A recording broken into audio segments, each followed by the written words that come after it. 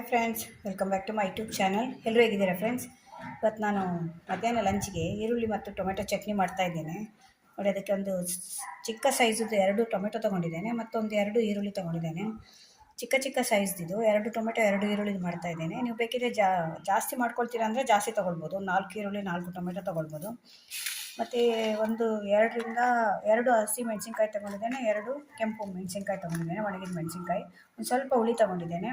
Tomato ಹಾಕ್ತಾ ಇದ್ದೇನೆ, ಅದರಿಂದ ಒಂದು ಸ್ವಲ್ಪ ಹುಳಿ ಸಾಕು. ಮತ್ತೊಂದು 2 ಎಸಳು ಬೆಳ್ಳುಳ್ಳಿ ಹಾಕ್ತಾ ಇದ್ದೇನೆ. ಆ ಬೆಳ್ಳುಳ್ಳಿ ಕಮ್ಮಿ ಯೂಸ್ ಮಾಡ್ತೇವೆ, ಅದರಿಂದ 2 ಎಸಳು ಹಾಕ್ತಾ ಇದ್ದೇನೆ.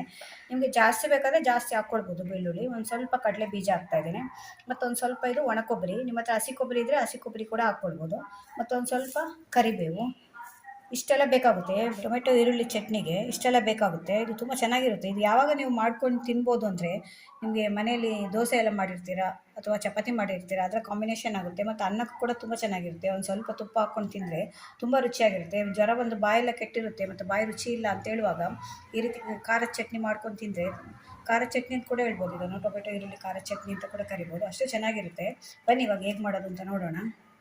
ಮೊದಲು ಬಾಣಲಿಟ್ಟು ಅದಕ್ಕೊಂದು ಸ್ಪೂನ್ ಎಣ್ಣೆ ಹಾಕ್ತಾ ಇದ್ದೇನೆ. ನಿಮಗೆ ಎಣ್ಣೆ ಜಾಸ್ತಿ ಬೇಕಾದರೆ ಜಾಸ್ತಿ ಹಾಕ್ಕೊಳ್ಬೋದು, ಯಾಕೆಂದರೆ ಇದನ್ನೆಲ್ಲ ಇವಾಗ ಹುರ್ಕೊಳ್ಬೇಕು, ಅದಕ್ಕೋಸ್ಕರ ಎಣ್ಣೆ ಹಾಕ್ತಾ ಇದ್ದೇನೆ. ಆಮೇಲೆ 1 ಸ್ಪೂನಷ್ಟು ಕಡಲೆಬೇಳೆ ಹಾಕ್ತಾ ಇದ್ದೇನೆ. ಒಂದು ಸ್ವಲ್ಪ ಜಾಸ್ತಿ ಬೇಕಾದ್ರೆ ಹಾಕ್ಕೊಳ್ಬೋದು. ನಾನು 1 ಸ್ಪೂನ್ ಹಾಕ್ತಾ ಇದ್ದೇನೆ. ಇದೊಂದು ಸ್ವಲ್ಪ ಫ್ರೈ ಆಗಬೇಕೀಗ, ಕೆಂಪು ಕಲರ್ಗೆ ಬರಬೇಕದು. ಅಲ್ಲಿವರೆಗೂ ಸ್ವಲ್ಪ ಫ್ರೈ ಮಾಡ್ಕೊಳ್ಳಿ. ಸ್ವಲ್ಪ ಫ್ರೈ ಆಗಿದೆ ನೋಡಿ. ಸ್ವಲ್ಪ ಕಲರ್ ಚೇಂಜ್ ಆದಮೇಲೆ ನಾವು ಈ ಕಡಲೆ ಬೀಜ ತೊಗೊಂಡಿದ್ದೇವಲ್ಲ, ಒಂದು ಅರ್ಧ ಸ್ಪೂನಷ್ಟು ಇದನ್ನು ಹಾಕ್ತಾ ಇದ್ದೇನೆ. ಅದು ಕೂಡ ಸ್ವಲ್ಪ ಫ್ರೈ ಆಗಬೇಕು. ಕಡಲೆ ಬೀಜ ಜಾಸ್ತಿ ಬೇಕಾದ್ರೆ ಜಾಸ್ತಿ ಹಾಕ್ಕೊಳ್ಬೋದು, ಆದರೆ ಅದೇನಾಗುತ್ತೆ ಅಂದರೆ ನಿಮಗೆ ಕಡಲೆ ಬೀಜ ಚಟ್ನಿ ಆಗೇ ಆಗುತ್ತೆ. ಶೇಂಗಾ ಚಟ್ನಿ ಎಲ್ಲ ಮಾಡ್ತಾರಲ್ಲ ಆ ಥರ ಆಗೋಗುತ್ತೆ. ಈರುಳ್ಳಿ ಟೊಮೆಟೊ ಚಟ್ನಿದು ಟೇಸ್ಟ್ ಬರೋಲ್ಲ ನಿಮಗೆ. ಅದರಿಂದ ಕಡಲೆ ಬೀಜ ಸ್ವಲ್ಪನೇ ಹಾಕ್ಕೊಳ್ಳಿ. ಸ್ವಲ್ಪ ಫ್ರೈ ಆಗಲಿ. ಒಂದು 2 ನಿಮಿಷ ಗ್ಯಾಪಲ್ಲೇ ಹಾಕಿ. ಒಂದು ಸ್ವಲ್ಪ ಕಲರ್ ಚೇಂಜ್ ಆಗಬೇಕು.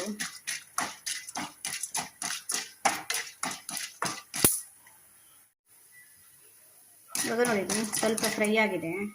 ಇವಾಗ ಇದಕ್ಕೆ 2 ಕೆಂಪು ಮೆಣಸಿನ್ಕಾಯಿ ಹಾಕ್ತಾ ಇದ್ದೇನೆ, ಮತ್ತು 2 ಹಸಿಮೆಣಸಿನ್ಕಾಯಿ ಹಾಕ್ತಾ ಇದ್ದೇನೆ, ಬೆಳ್ಳುಳ್ಳಿ ಹಾಕ್ತಾ ಇದ್ದೇನೆ, ಮತ್ತು ಹುಣಸೆ ಹುಳಿ ತೊಗೊಂಡಿದ್ನಲ್ಲ ಅದು, ಮತ್ತು ಕರಿಬೇವು.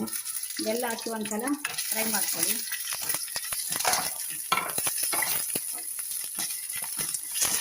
ತುಂಬ ಚೆನ್ನಾಗಿರುತ್ತೆ. ನಿಮಗೆ ಬಾಯೆಲ್ಲ ರುಚಿ ಹೋಗಿರುತ್ತೆ ನೋಡಿ. ಜ್ವರ ಬಂದು ಅಥವಾ ಎಲ್ಲ ತಿಂದು ದಿನ ಸಾಂಬಾರು ಹುಳಿ ತಿಂದೆಲ್ಲ ನಮಗೆ ಬಾಯಿ ತಿಂದು ಬೋರ್ ಆಗಿರುತ್ತಲ್ಲ, ಆ ಟೈಮಲ್ಲಿ ಇದು ಮಾಡ್ಕೊಳ್ಬೋದು. ತುಂಬ ಚೆನ್ನಾಗಿರುತ್ತೆ ಇದು. ಅನ್ನಕ್ಕಂತೂ ಸೂಪರ್ ಕಾಂಬಿನೇಷನು ಇದು. ಇವಾಗ ಇದೆಲ್ಲ ಒಂದು ಸ್ವಲ್ಪ ಫ್ರೈ ಆಗಬೇಕು.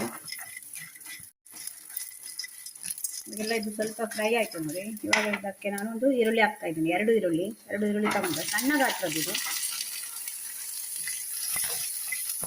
ನಿಮಗೆ ಜಾಸ್ತಿ ಮಾಡ್ಕೊಂಡು ಇದೊಂದು 2-3 ತಿನ್ಬೋದು, ಅಷ್ಟು ಆಗುತ್ತೆ ಇದರಲ್ಲಿ. ನೀವು ಜಾಸ್ತಿ ಮಾಡ್ಕೊಳ್ತೀರ, ಒಂದು 5-6 ಜನ ಇದ್ದೀರಿ ಅಂದರೆ ಜಾಸ್ತಿ ತೊಗೊಳ್ಳಿ. ಡಬಲ್ ತೊಗೊಂಡ್ರೆ ಆಯ್ತು. ಇದಕ್ಕೆಲ್ಲ ಟೊಮೆಟೊ ಕೂಡ ಹಾಕ್ತಾ ಇದ್ದೇನೆ.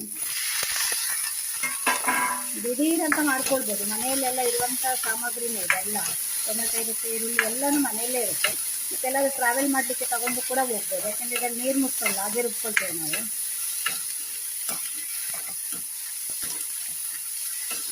ಇದೊಂದು ಸ್ವಲ್ಪ ಫ್ರೈ ಆಗಬೇಕು. ಹಾಗಾಗಿ ನಾನು ಒಂದು ಸ್ವಲ್ಪ ಅರಿಶಿನ ಹಾಕ್ತಾ ಇದ್ದೇನೆ.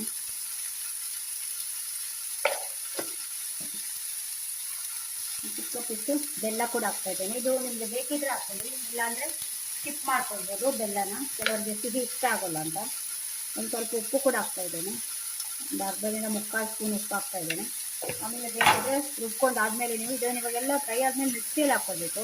ನೀವು ಮಿಕ್ಸಿಯಲ್ಲಿ ಹಾಕ್ಕೊಳ್ಳೋ ಉಪ್ಪು ಬೇಕಾದರೆ ಟೇಸ್ಟ್ ನೋಡಿ ಮತ್ತೆ ಉಪ್ಪು ಮಿಕ್ಸ್ ಮಾಡ್ಕೊಳ್ಬೋದು ನೀವು. ಖಾರ ಬೇಕಿದ್ರೆ ಇನ್ನೂ ಮೆಣಸಿನ್ಕಾಯಿ ಜಾಸ್ತಿ ಹಾಕ್ಕೊಳ್ಬೋದು. ಇದು ಮೀಡಿಯಮ್ ಖಾರ ಬರುತ್ತೆ ನಿಮಗೆ.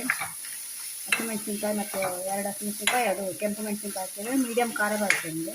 ಯಾಕೆಂದರೆ ಇದು ಹಸಿಮೆಣಸಿನ್ಕಾಯಿ ಖಾರ ಇಲ್ಲ. ಇದು ಖಾರದ ಮೆಣಸಿನ್ಕಾಯಿ ಆದರೆ ನೋಡ್ಕೊಂಡು ಹಾಕ್ಕೊಳ್ಬೇಕು ನೀವು. ಇವಾಗ ಒಂದು 2 ನಿಮಿಷ ಫ್ರೈ ಆಗಬೇಕು. ಈಗ ಆಲ್ಮೋಸ್ಟ್ ಆಗಿದೆ ನೋಡಿ. ಇಷ್ಟ ಆದರೆ ಸಾಕು, ಯಾಕೆ ನಾವು ಮಿಕ್ಸಿಯಲ್ಲಿ ಹಾಕ್ಕೊಳ್ತೇವಲ್ಲ. ಮತ್ತು ಇದಕ್ಕೆ ನಾನು ಒಣ ಕೊಬ್ಬರಿ ತೊಗೊಂಡಿದ್ದೇನೆ. ಇದನ್ನು ಇದರ ಜೊತೆ ಹಾಕಲ್ಲ ನಾನು. ಇದನ್ನು ಫಸ್ಟ್ ಮಿಕ್ಸಿಯಲ್ಲಿ ಪುಡಿ ಮಾಡಿಕೊಂಡು ಆಮೇಲೆ ಇದನ್ನು ಹಾಕ್ಕೊಳ್ಬೇಕು. ಯಾಕೆಂದರೆ ಒಟ್ಟಿಗೆ ಹಾಕಿದರೆ ಒಣ ಕೊಬ್ಬರಿ ಏನಾಗುತ್ತೆ ಅಂದರೆ ಮೆತ್ತಗಾಗುತ್ತೆ ನಿಮಗೆ. ಇಲ್ಲಾಂದರೆ ಮೊದಲು ಫ್ರೈ ಮಾಡಿ ಇಟ್ಕೊಳ್ಬೇಕು ನೀವು, ಇಲ್ಲಾಂದರೆ ಹಾಗೆ ಕೂಡ ಹಾಕ್ಬೋದು. ಫ್ರೈ ಏನು ಮಾಡಬೇಕು ಅಂತಿಲ್ಲ. ಇದನ್ನು ಫಸ್ಟು ಪುಡಿ ಮಾಡ್ಕೊಳ್ಳಿ ಮಿಕ್ಸಿ ಜಾರಲ್ಲಿ. ಆಮೇಲೆ ಇದನ್ನು ಮಸಾಲೆ ಎಲ್ಲ ಹಾಕಿ ರುಬ್ಕೊಂಡ್ರೆ ಆಯಿತು. ಇವಾಗ ಆಗಿದೆ ಇದು. ತಣ್ಣಗಾದ್ಮೇಲೆ ಇದನ್ನು ಇವಾಗ ಮಿಕ್ಸಿಯಲ್ಲಿ ಹಾಕ್ಕೊಳ್ಳೋಣ. ಇವಾಗ ನೋಡಿ ಇದು ತಣ್ಣಗಾಗಿದೆ, ಫುಲ್ ಘಮ ಬರ್ತಾ ಇದೆ. ರುಚಿ ಕೂಡ ಅಷ್ಟೇ ಚೆನ್ನಾಗಿರುತ್ತೆ. ಒಂದು ಸಲ ಟ್ರೈ ಮಾಡಿ ನೋಡಿ. ಒಂದು ಸಲ ತಿಂದರೆ ನೀವು ರುಚಿ ಹಿಡಿದು ಮತ್ತೆ ಮತ್ತೆ ನೀವೇ ಮಾಡ್ತೀರಾ. ಇವಾಗ ತೆಂಗಿನಕಾಯಿ ರುಬ್ಕೊಂಡಿದ್ದೇನೆ ನೋಡಿ, ಸಣ್ಣ ಮಾಡ್ಕೊಂಡಿದ್ದೇನೆ ಒಣ ಕೊಬ್ಬರಿನ. ನೀವು ಇದ್ರ ಜೊತೆ ಹಾಕಿದರೆ ಏನಾಗುತ್ತೆ ಅಂದರೆ ಇದು ಮೆತ್ತಗಿರುತ್ತಲ್ವಾ, ಒಣ ಕೊಬ್ಬರಿ ಗಟ್ಟಿ ಇರುತ್ತೆ, ನಿಮಗೆ ಸಣ್ಣ ಆಗಲ್ಲ. ಅದನ್ನು ಮೊದಲು ಇದನ್ನು ಸಣ್ಣ ಮಾಡ್ಕೊಳ್ಳಿ ಒಣ ಕೊಬ್ಬರಿನ. ಇವಾಗ ಇದನ್ನು ಇದಕ್ಕೆ ಹಾಕಿ ಮಿಕ್ಸಿಯಲ್ಲಿ ಹಾಕ್ಕೊಳ್ಬೇಕು. ಇವಾಗ ನೋಡಿ, ಈಗ ಮಿಕ್ಸಿಯಲ್ಲಿ ಹಾಕಿ ರುಬ್ಕೊಂಡಿದ್ದೇನೆ. ಈ ರೀತಿ ಸ್ವಲ್ಪ ತರಿ ಇರಬೇಕು, ತುಂಬ ನೈಸಾಗಿ ರುಬ್ಕೊಳ್ಬೇಡಿ.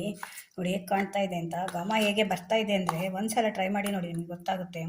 ಅವಾಗ ಇದಕ್ಕೊಂದು ಒಗ್ಗರಣೆ ಹಾಕ್ಕೊಳ್ಬೋದು. ಒಗ್ಗರಣೆ ನಿಮಗೆ ಬೇಕಾದರೆ ಆಪ್ಷನ್, ಬೇಕಾದರೆ ಹಾಕ್ಕೊಳ್ಬೋದು, ಇಲ್ಲಾಂದರೆ ಪರವಾಗಿಲ್ಲ ಹಾಕ್ಕೊಳ್ದೇ ಇರ್ಬೋದು. ಆದರೆ ನಾನು ಹಾಕ್ತೇನೆ, ಯಾಕೆಂದರೆ ಒಗ್ಗರಣೆ ಹಾಕೋದ್ರಿಂದ ನಿಮಗೆ ಅದು ಫ್ಲೇವರ್ ಚೆನ್ನಾಗಿ ಬರುತ್ತೆ. ನಾವು ತೆಂಗಿನಕಾಯಿ ಎಣ್ಣೆಯಲ್ಲಿ ಹಾಕ್ತೇವೆ ಒಗ್ಗರಣೆ, ಅದಿನ್ನೂ ಕೂಡ ಒಂದು ಫ್ಲೇವರ್ ತುಂಬ ಚೆನ್ನಾಗಿರುತ್ತೆ. ನಿಮಗೆ ಬೇಕಿದ್ದರೆ ಹಾಕ್ಕೊಳ್ಳಿ, ಯಾವ ಎಣ್ಣೆಯಲ್ಲಿ ಹಾಕ್ಕೊಳ್ಬೋದು. ತೆಂಗಿನಕಾಯಿ ಎಣ್ಣೆನೇ ಹಾಕಬೇಕು ಅಂತಿಲ್ಲ, ನಿಮ್ಮ ಮನೇಲಿ ಯಾವ ಸನ್ಫ್ಲವರ್ ಆಯಿಲ್ ಯಾವುದಿದೆ ಅದರಲ್ಲಿ ಹಾಕ್ಕೊಳ್ಬೋದು.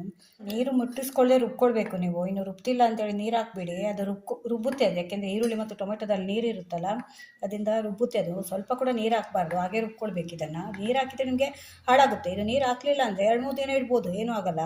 ಬನ್ನಿ ಇವಾಗ ಇದಕ್ಕೊಂದು ಒಗ್ಗರಣೆ ಮಾಡ್ತೇನೆ. ನೋಡಿ, ಒಗ್ಗರಣೆಗೆ 1 ಸ್ಪೂನ್ ಎಣ್ಣೆ ಇಟ್ಟಿದ್ದೇನೆ. ನೀವು ಎಣ್ಣೆ ಜಾಸ್ತಿ ಬೇಕಾದರೆ ಹಾಕ್ಕೊಳ್ಬೋದು, ನಾನು ಎಣ್ಣೆ ಕಡಿಮೆ ಯೂಸ್ ಮಾಡೋದು. ಅದರಿಂದ 1 ಸ್ಪೂನ್ ಇಟ್ಟಿದ್ದೇನೆ. 1 ಸ್ಪೂನ್ ಅದು ಉರಿಲಿಕ್ಕೆ ಹಾಕಿದ್ದೆ ಅಲ್ಲ, ಹಾಗಾಗಿ ಟೋಟಲ್ 2 ಸ್ಪೂನ್ ಎಣ್ಣೆ ಹಾಕಿದ್ದೇನೆ. ಇದಕ್ಕೊಂದು ಅರ್ಧ ಸ್ಪೂನಷ್ಟು ಸಾಸಿವೆ, ಅರ್ಧ ಸ್ಪೂನಷ್ಟು ಜೀರಿಗೆ ಬೇಡ ಅಂದರೆ ಸ್ಕಿಪ್ ಮಾಡ್ಕೊಳ್ಳಿ, ಯಾಕೆ ನನ್ನ ಅಡುಗೆಯಲ್ಲೆಲ್ಲ ಜೀರಿಗೆ ಇದ್ದೇ ಇರುತ್ತೆ. ಬೇಡದವರು ಸ್ಕಿಪ್ ಮಾಡ್ಕೊಳ್ಬೋದು. ಮತ್ತೊಂದು ಸ್ವಲ್ಪ ಕರಿಬೇವು, ಇದು ಫ್ರೆಶ್ ಆಗಿ ನಮ್ಮ ಮನೆಯಲ್ಲಿ ಬೆಳೆದದ್ದು ಕರಿಬೇವು.